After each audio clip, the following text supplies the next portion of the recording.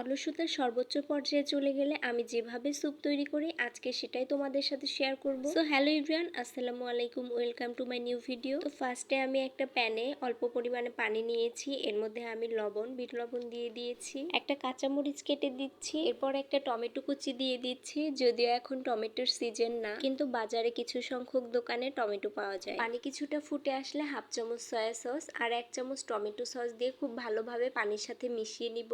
আমি একটা মিস্টার নুডলসের প্যাকেট নিয়েছি, প্যাকেটের উপর দিয়ে হাত দিয়ে যতটা সম্ভব আধ ভাঙা করে নেব। পানি যখন একদম ফুটে যাবে তখন আমি ভেঙে রাখা নুডলসটা দিয়ে দিব। নুডলসটার মধ্যে যখন বলক চলে আসবে এর মশলাটা দিয়ে দিব, একটু নেড়ে চেড়ে মিশিয়ে নিয়ে আমি ঢাকনা দিয়ে 1 মিনিট ঢেকে রাখবো। এন্ড টানটানা, আমার স্যুপ কিন্তু একদম রেডি হয়ে গেছে। আমার যখন খুব আলসেমি লাগে তখন আমি এভাবেই স্যুপ রান্না করি। ট্রাস্ট মি, এই স্যুপটা খেতে কিন্তু অনেক মজা লাগে। চাইলে আপনারাও বাসায় ট্রাই করে দেখতে পারেন। ভিডিওটি কেমন লাগলো সবাই কমেন্ট করে জানাবেন। ধন্যবাদ।